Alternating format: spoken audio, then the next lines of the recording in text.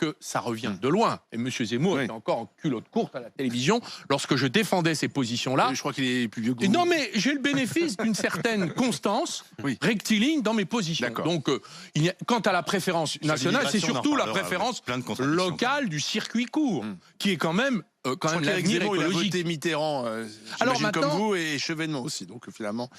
Alors, je ne sais pas ce qui me distingue de M. Zemmour. Une chose qui est certaine, c'est que je ne suis pas pour la réhabilitation du maréchal Pétain. Je ne crache pas sur la résistance. Je sais ce que nous devons à la France libre. Je ne dîne pas avec Jean-Marie Le Pen qui a fait l'éloge de la Gestapo. Je n'appartiens pas. Vous avez dû dîner avec Mitterrand qui portait la francisque. Donc je n'ai pas dîné avec Mitterrand car je ne l'ai pas connu. J'étais trop jeune. Mais je veux. Non, mais ça, c'est. On peut retrouver des casseroles et des brebis galeuses au Parti socialiste. Je trouve que ce sont des arguments qui ne sont pas à la hauteur de l'enjeu des présidents. Vous me parlez de M. Zemmour. Qu'est-ce qui me distingue?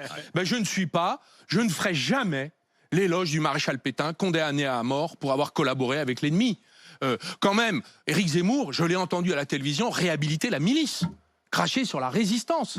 Moi, j'ai passé des heures devant les monuments aux morts. Je sais ce que je dois à ceux qui ont risqué leur vie pour défendre notre liberté. Perdu leur vie. Et excusez-moi, le 18 juin, tous les 18 juin, on allait devant le monument. Eh bien, il y a un type qui s'est mis à cracher sur ces gens-là. Moi, je ne l'accepte pas. Voilà ce qui me distingue. Vous voulez une distinction? Je vais le surnommer le maréchal Zemmour, parce qu'il défend le maréchal Pétain. Voilà. Ça lui fera du bien. Ouais, c'est des magots, je sais pas si ça là. C'est pas des magots, c'est inadmissible. Et c'est pour moi inadmissible. On peut défendre des positions, mais pas celle-là.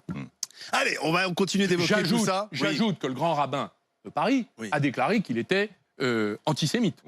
Les propos limites antisémites. Juste qu'il est antisémite, ça devient compliqué. Non mais excusez-moi, ça n'excuse rien, ni vis-à-vis ni les socialistes, ni rien. Ça n'excuse. Mais ça, c'est lui qui est responsable. Et d'ailleurs, vous voulez que j'ajoute du silence, de la mettre un mur du silence. Oui, autour de la tombe du général de Gaulle.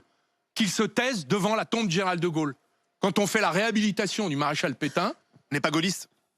Tout le monde, comme avait dit André Malraux, tout le monde a été, est ou sera gaulliste. Peut-être que il peut pas l'être. Et il est là le sujet. Ça appartient. Si vous voulez, pour moi, c'est un acte de profanation ce qu'il a voulu faire, et je reconnais qu'il y a renoncé. C'est une bonne chose.